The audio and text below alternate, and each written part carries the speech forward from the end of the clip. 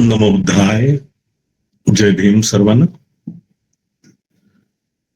बंधू भगिनींनो, आपण आज अगदी सकाळी विपස්සना साधना अतिशय छान पद्धतीने मोठ्या संख्येने उपस्थित राहून पूर्ण करत आहोत. रोजच त्यामध्ये वाढ होते आहे याचा मनस्वी आनंद होतो आहे. त्याचबरोबर आपण इतरही धम्मतरंगावरती ज्या विविध उपक्रमांमध्ये भाग घेतात, आपला सहभाग नोंदवतात आणि अतिशय यशस्वीरित्या दिलेलं कार्य पूर्ण करतात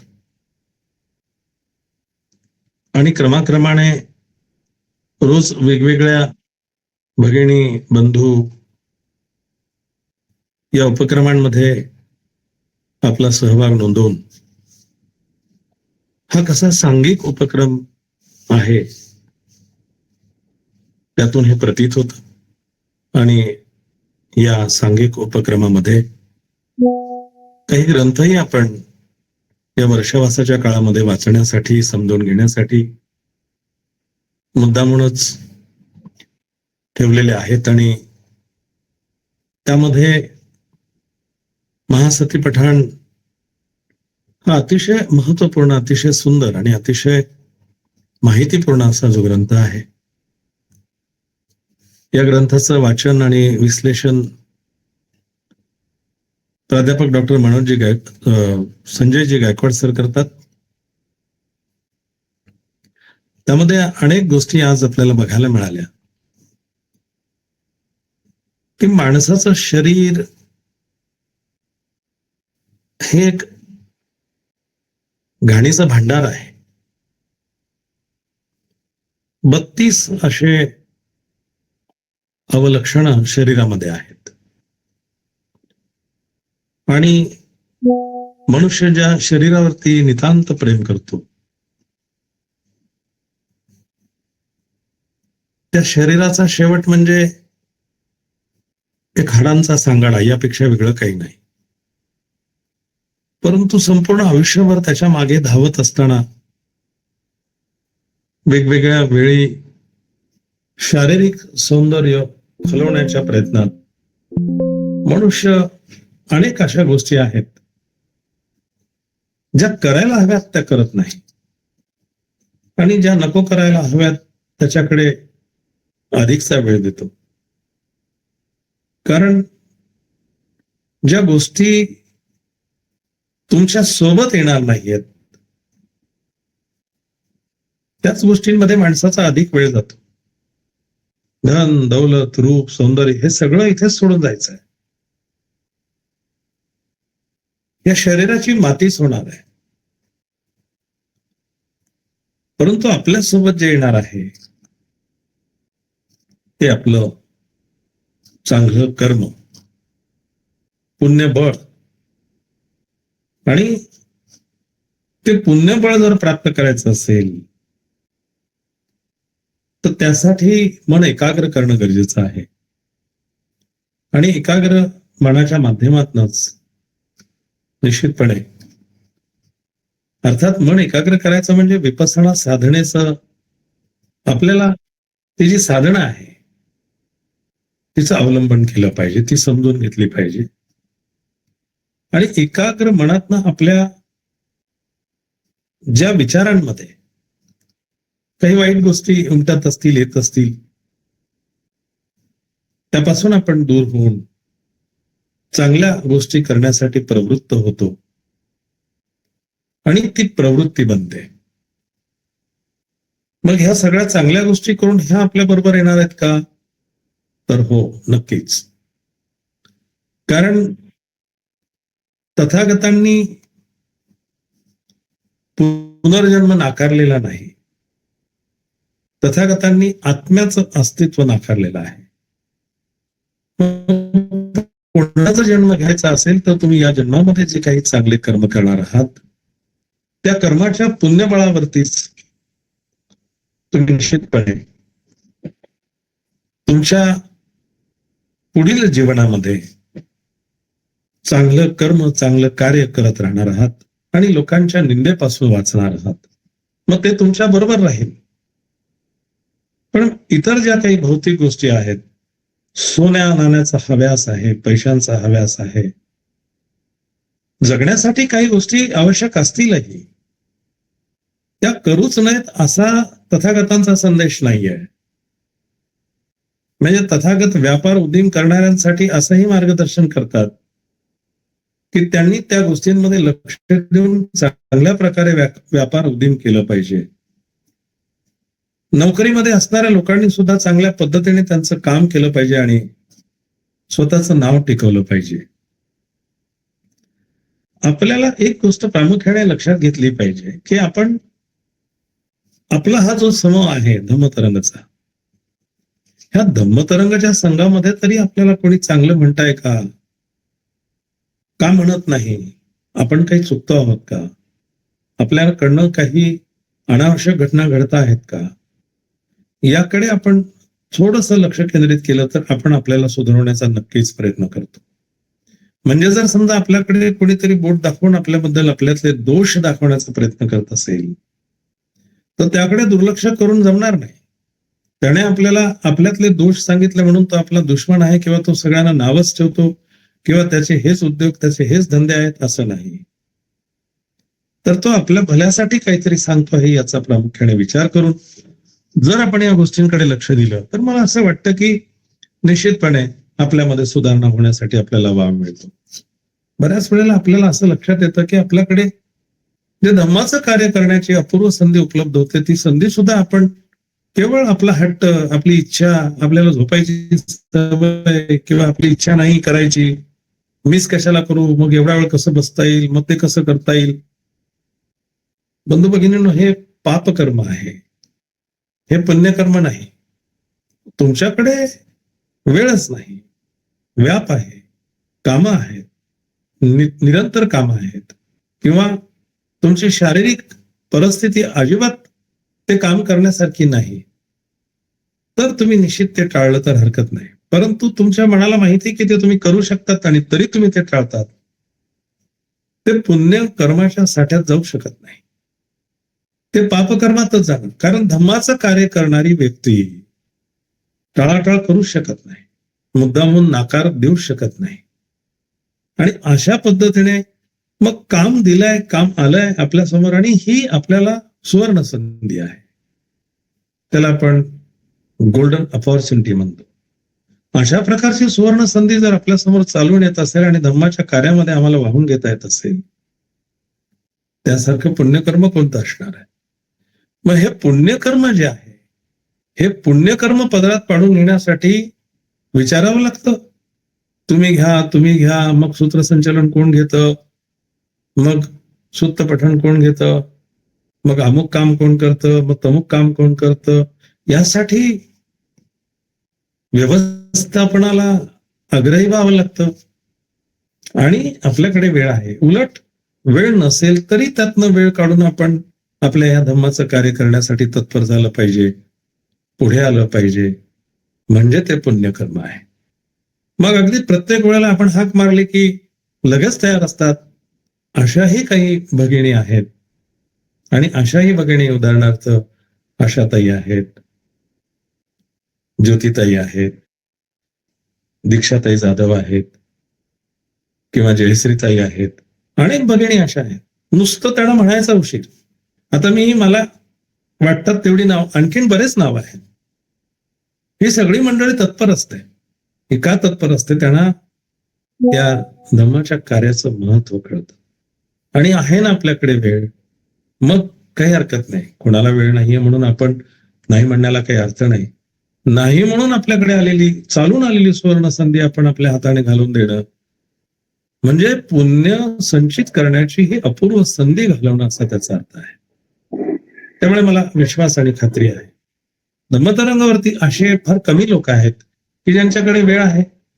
पण जाऊ दे, कोण करतं, कशाला माझ्याकडे ते लोढणं अडकवून घेऊ, मग उठा पहाटे, मग करा ते, असं करणारे फार कमी आहेत, जवळजवळ नाहीत, असेच आहेत.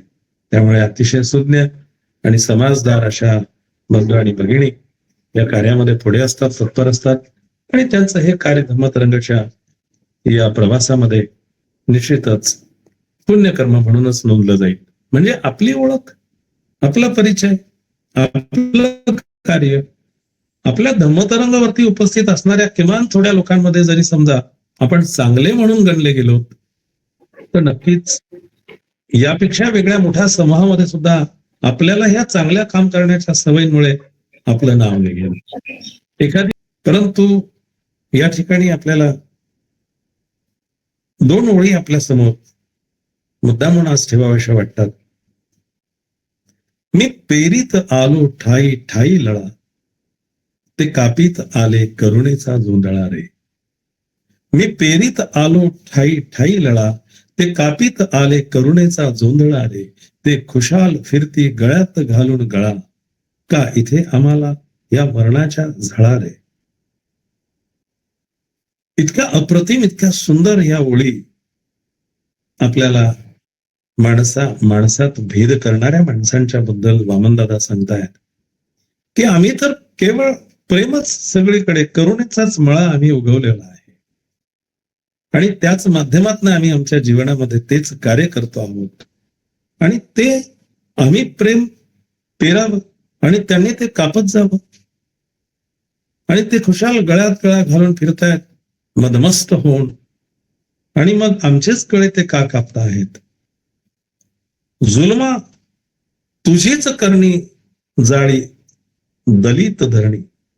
जुलमा म्हणजे शत्रूच्या संदर्भाने फार सुंदर पद्धतीने ते म्हणतात, जुलमा तुझीच करणी जाळी दलित धरणी, करपे तुझ्या गुणाने माझा समाज सारा. तू अवगुणी आहेस, तुझ्यामध्ये चांगले गुण नाही आहेत.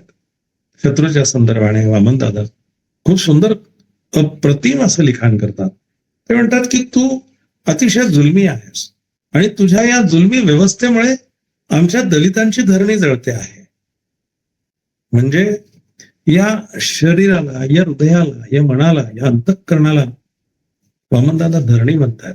आमचं अंतःकरण किती जळत आहे, तू पाप करतो आहेस, तू आमच्या आया बहिणी नागवतो आहेस आणि अशा पद्धतीचं पापकृत्य करून तू मदमस्त आहेस आणि आमच्या दलितांची धरणी तू जाळते आहेस आणि तुझ्याच गुणाने आमचा समाज सारा करपलेला आहे.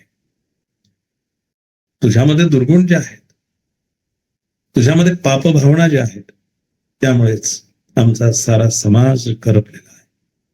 तुझी सारी भूमी आता खलांनी वेढली आहे.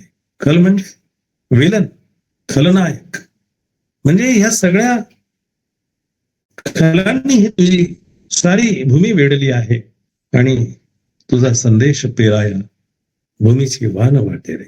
भगवंता, तथागता, तुझा संदेश आम्हाला पेरायचा आहे. पण इकडे तर सगळे विलन आहेत, इकडे सगळे खलनायक आहेत. या खलनायकांनी तुझी भूमी वेढलेली आहे आणि आम्हाला आता तुझे विचार, तुझे संदेश पेरण्यासाठी भूमीची वान वाटते आहे. कुठे जाऊन सांगावं. काल माझे एक दिनेश नावाचे मित्र मुंबईचे, त्यांच्याशी बोलत असताना ते म्हणाले, सर धम्म का कार्य कर रहे हैं लेकिन कोई झंडा हाथ में नहीं लेते और किसी लीडर को नहीं बुलाते, किसी बड़े आदमी को नहीं बुलाते, गांव कस्बे में जाकर के झोपड़ी झुग्गियों को, लोगों को धम्म सिखाने का, समझाने का काम कर रहे हैं. ये ऐसा करने से, प्रोपेगेंडा नहीं करने से, कुछ लोग तो ऐसे भी है जो अपने धर्म के नहीं है लेकिन वो हमारे साथ जुड़ रहे हैं.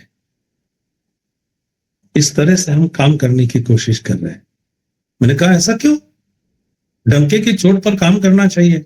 उन्होंने कहा नहीं सर, ऐसा करने के कारण ही तो हमारे दुश्मन बढ़ गए हैं.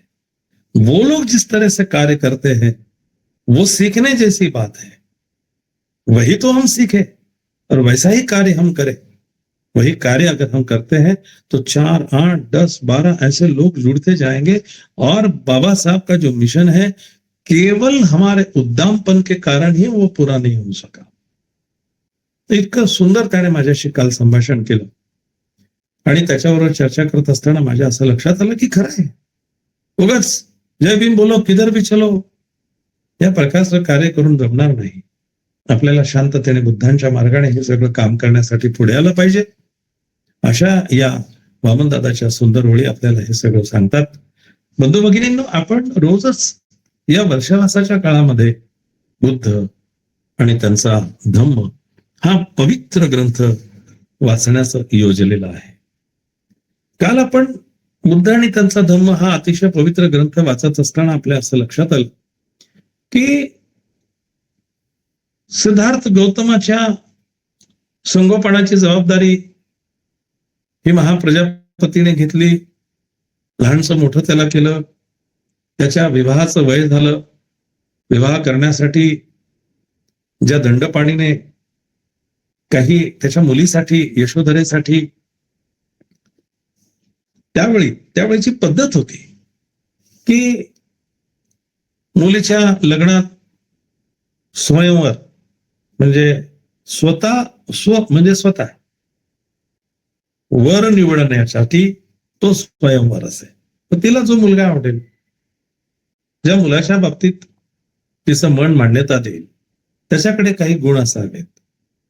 तो धनुर्विद्येत म्हणा किंवा युद्धकलेत म्हणा किंवा आणखीन त्याच्या अंगी जे काही छान गुण असतील त्या गुणांमध्ये निपुण असावा. आणि मग त्यापैकी तिला जर समजा त्या गुणांनी आकर्षित केलं तर ती स्वतः त्या मुलास वरेल, म्हणजे ती स्वतः वराची निवड करेल. आणि अशा प्रकारच्या स्वयंवराच्या माध्यमातून या राजा दंडपाणीने त्या राजाची कन्या यशोधरा हिच्यासाठी स्वयंवर आरंभिला. आणि त्या स्वयंवराच्या माध्यमातून सिद्धार्थ गौतमाला सुद्धा निमंत्रण आलं. आणि सिद्धार्थ गौतमाचे वडील राजा शुद्धोधन यांना सुद्धा आता सिद्धार्थ लग्नाच्या वयाचा झालेला आहे, त्याचा विवाह केला पाहिजे, म्हणून त्यालाही सांगतात की आता तू ते निमंत्रण आलेलं आहेस तर तू तिथे जाऊन तुझा सहभाग नोंदव. आईवडिलांच्या मर्जीनुसार सिद्धार्थ तिथे जातात. सिद्धार्थाच्या उपस्थितीनेच खर तर सर्व लोक त्यांच्याकडे आकर्षित होतात. यशोधरा होणार नाही यात नवल, म्हणून ती सुद्धा त्यांच्याकडे आकर्षित होते. आणि ती म्हणते की मी जर कोणाशी विवाह करेल तर ते सिद्धार्थाशीच. परंतु इतरही स्पर्धक आलेले असतात, त्यांनाही आमंत्रण दिलेलं असतं, त्यांचा मात्र तिथे अपमान झाल्यासारखं वाटतं. मग ते कुजबूज करू लागतात आणि राजाला तसा सुझाव देतात.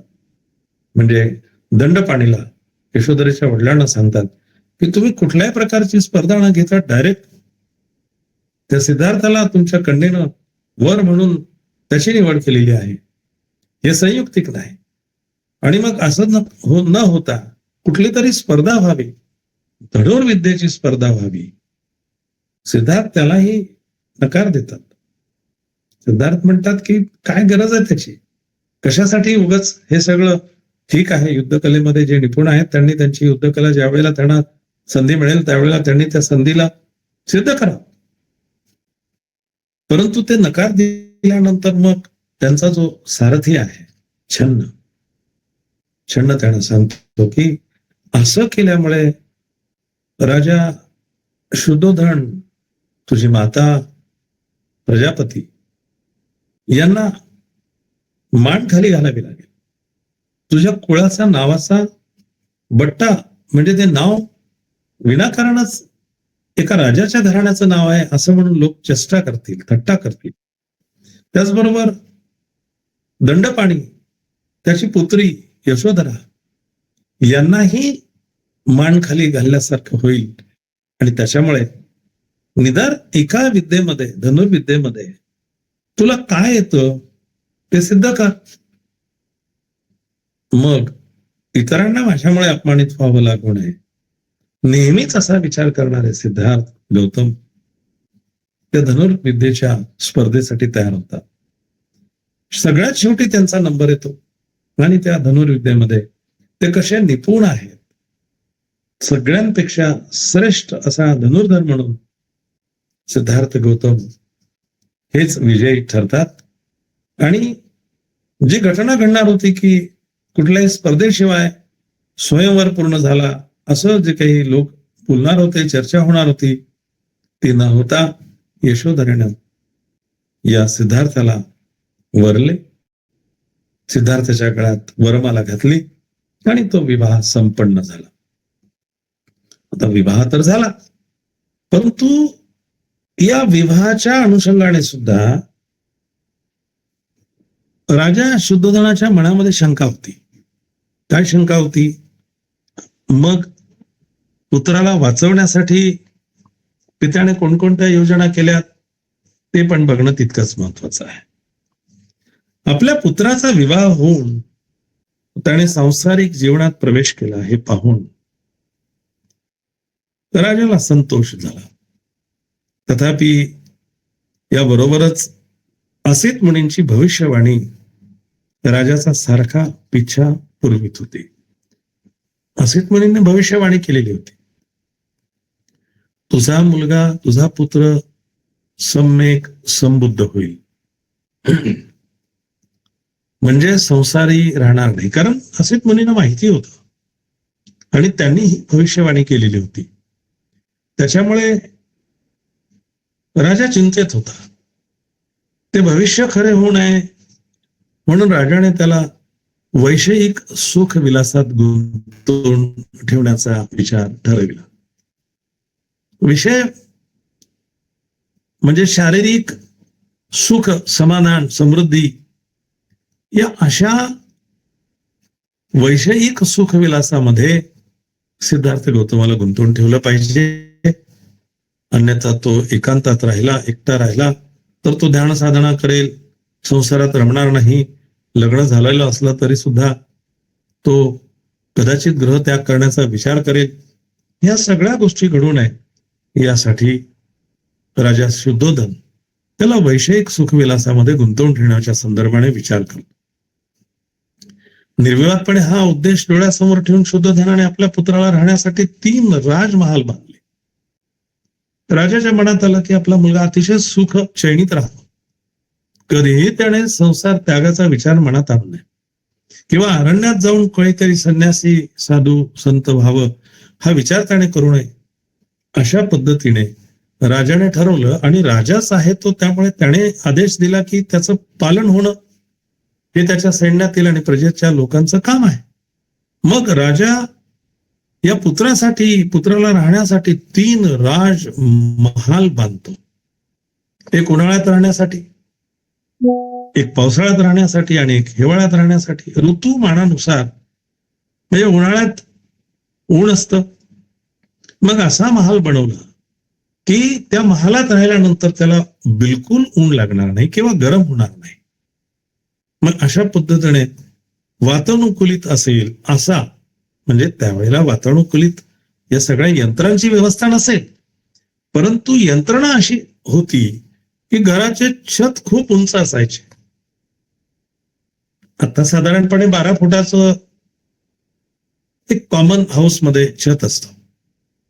पण त्यावेळे तुम्ही जर समजा जुनी विश्रामगृह वगैरे बघितलीत तर ती तुम्हाला अशी उंच उंच छताची दिसतील, ज्यामुळे उन्हाच्या झळा आतपर्यंत पोचत नाही, त्याची तीव्रता आतपर्यंत येत नाही आणि गरम होत नाही. पुन्हा त्या घराला खिडक्या अशा असणार की त्यामध्ये हवा इकडनं तिकडे छानपैकी फिरू शकणार. अशा प्रकारचं उन्हाळ्यातलं म्हणजे अतिशय शीत राहील, थंड राहील अशा प्रकारचा महाल त्यांनी बनवला. हिवाळ्यामध्ये पुन्हा खूप थंडी वाजू नये म्हणून उबदार राहील असा महाल त्यांनी बनवला. आणि पावसाळ्यामध्ये कुठेही म्हणजे त्यांच्या पायाला बाहेर निघालं तरी चिखल लागू नये आणि छान सुशोभित अशी रंगीबेरंगी वृक्ष, झाडं, फुलं हे सगळे तिथे असावेत अशा प्रकारची व्यवस्था या 3 महालांची राजा शुद्धोधनाने आपला पुत्र संसार सुखामध्ये आणि वैषयिक सुख विलासामध्ये गुंतून राहावा यासाठी राजाने 3 महाल बांधलेत. एक उन्हाळ्यासाठी, एक पावसाळ्यासाठी आणि एक हिवाळ्यासाठी. आणि हे 3ही राजमहाल विलासी जीवनाला उत्तेजक अशा सर्व प्रकारच्या साधनांनी सुसज्ज करण्यात आली.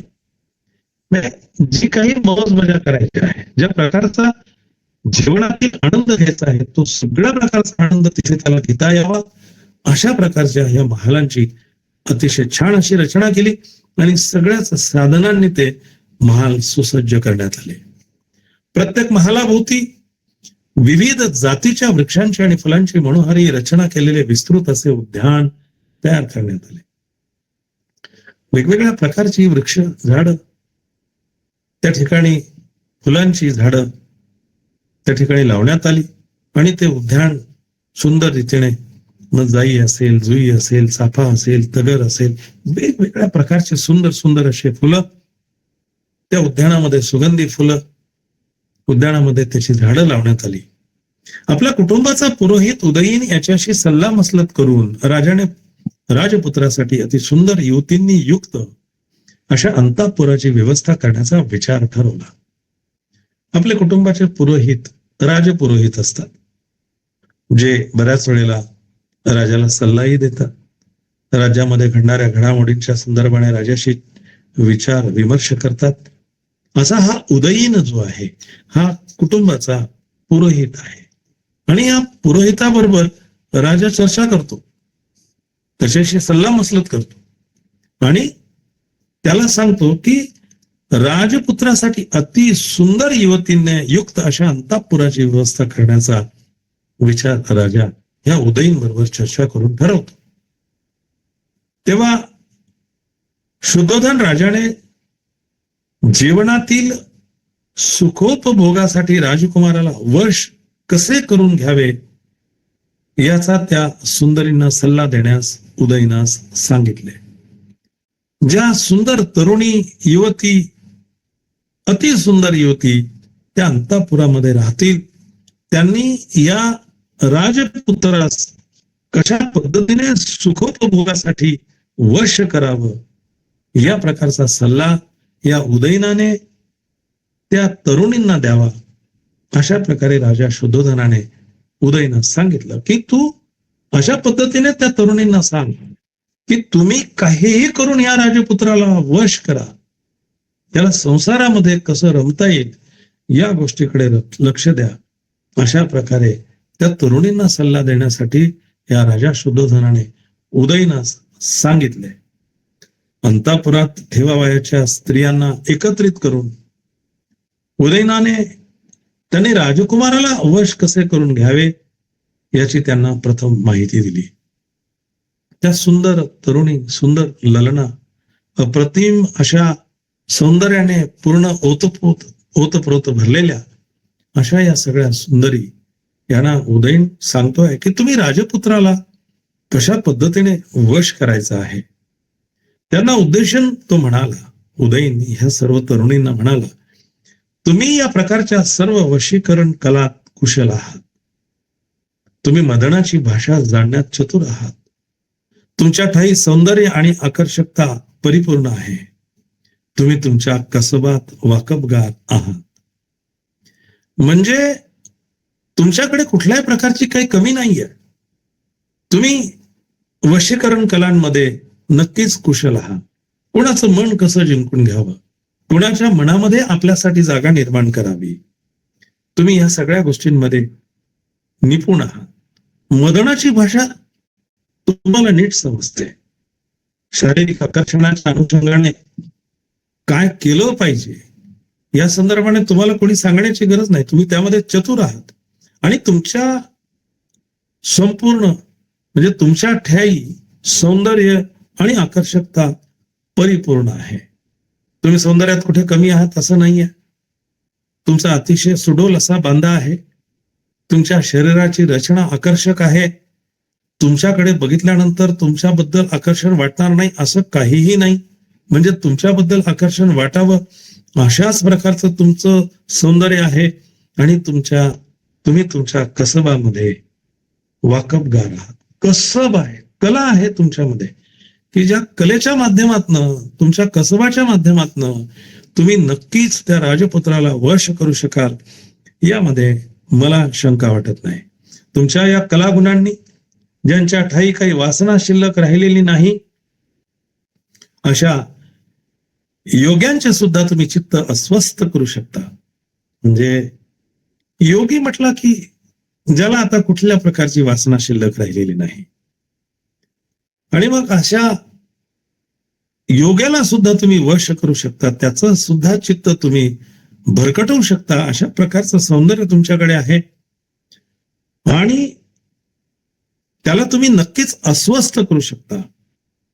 ज्यांना केवळ स्वर्गीय अप्सराच बोलवू शकतात, अशा देवांना सुद्धा तुम्ही आपल्या मोहपाशात गुरफटू शकतात.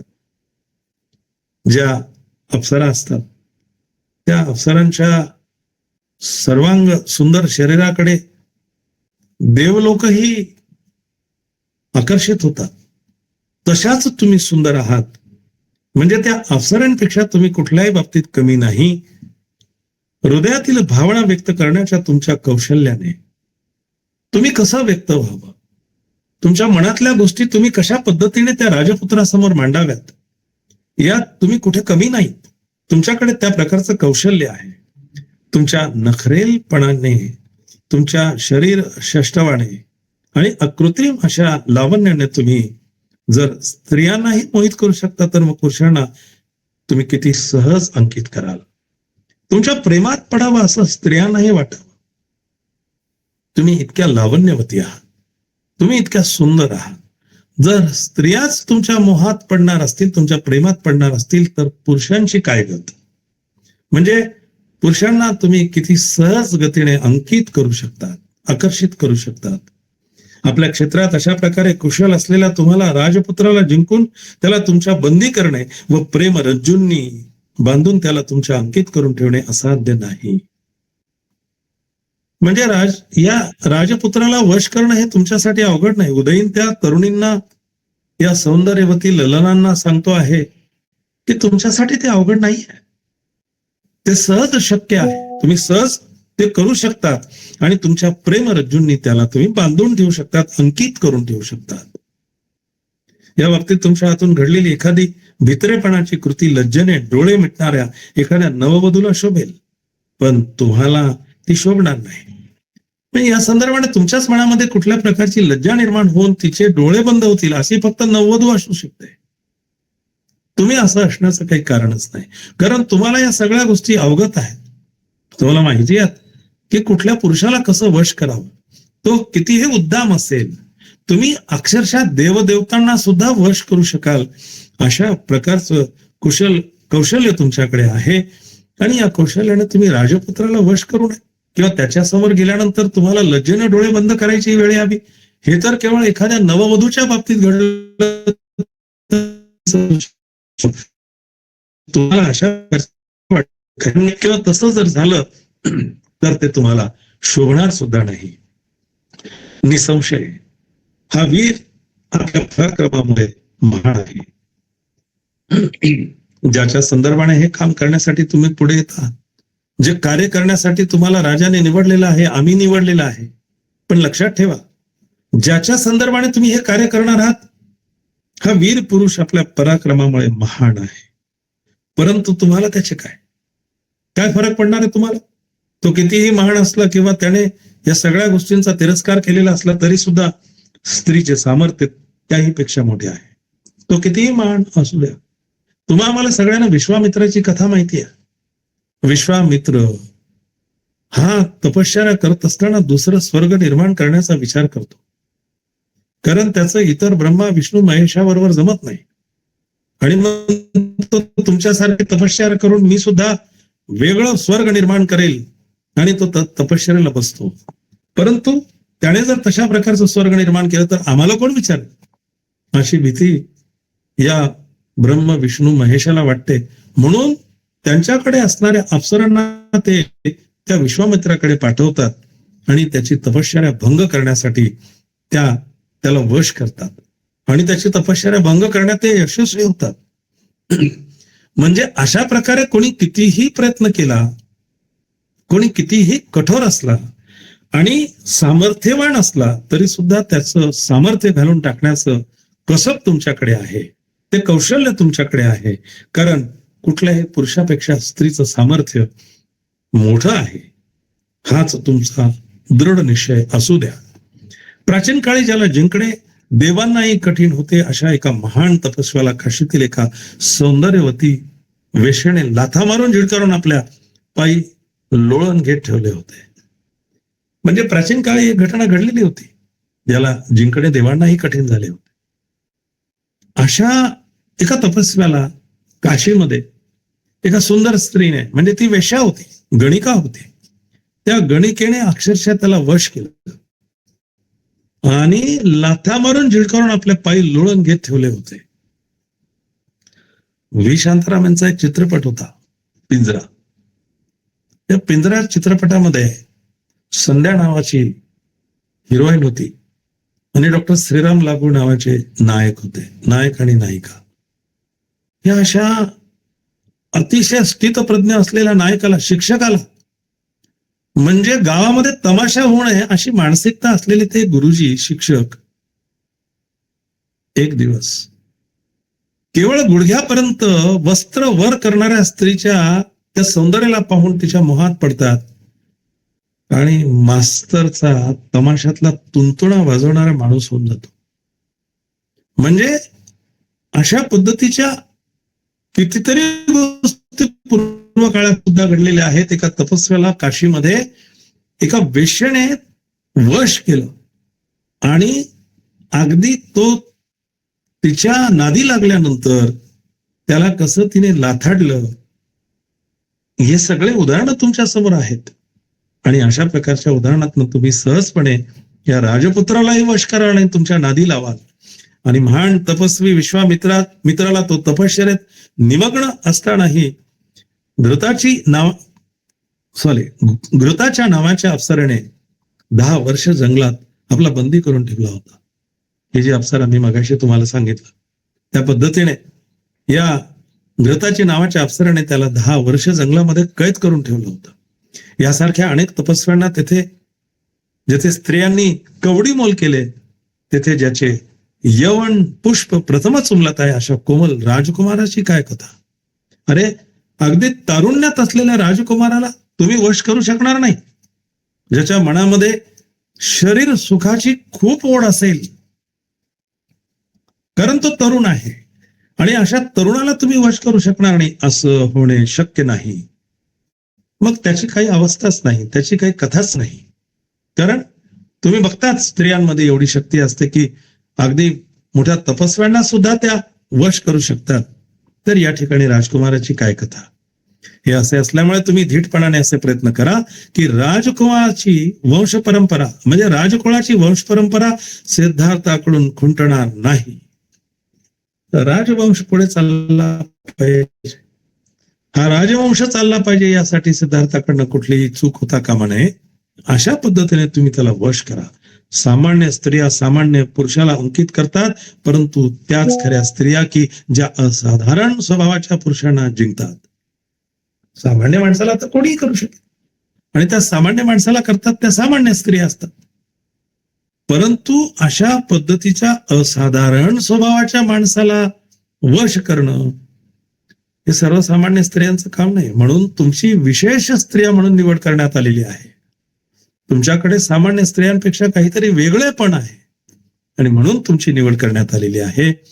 तर तुम्ही तुमच्या प्रयत्नांमध्ये यशस्वी झाल्याच पाहिजे. उदयनाचे हे शब्द त्या स्त्रियांच्या हृदयाला लागले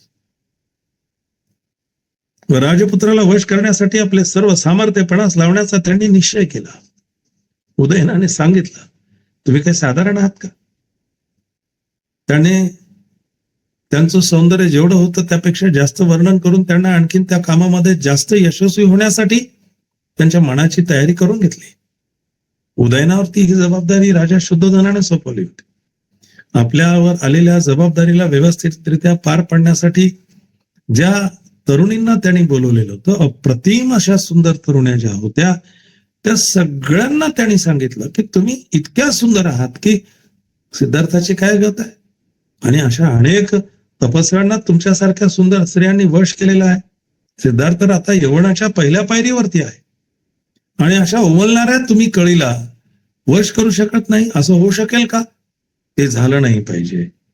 ह्या तरुणींना ह्या उदयनाचे शब्द त्यांच्या हृदयाला लागले आणि सगळ्या सामर्थ्यानेशी त्या राजकुमाराला वश करण्यासाठी कामाला लागल्या.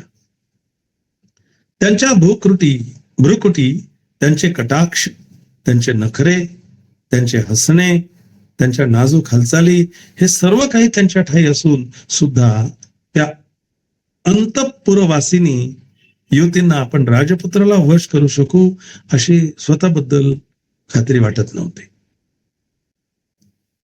जोपर्यंत तुम्ही मनामध्ये जिंकण्याचा विचार करत नाहीत, स्पर्धा कशीही असो, आपण जिंकूच असा आत्मविश्वास जोपर्यंत तुमच्या मनामध्ये बळावत नाही, तुम्ही स्पर्धेत जिंकू शकत नाही. तुम्ही स्पर्धेत भाग घेण्याआधीच माझ्यापेक्षा तो बलाढ्य आहे असा विचार केला तर तुम्ही स्पर्धा जिंकू शकणार नाही. मला जमतच नाही असा विचार करून तुम्हाला कधीच जमणार नाही. का जमत नाही? त्यांना जमतं, मला का जमणार नाही? ते सुद्धा माझ्यासारखेच हाडामासाचे आहेत. ठीक आहे, 2 वर्ग शिकलेले असतील म्हणून काय झालं, मी पण प्रयत्न करेल, मलाही जमेल असा जर निर्धार तुमच्या मनाने केला तरच तुम्हाला ते जमेल.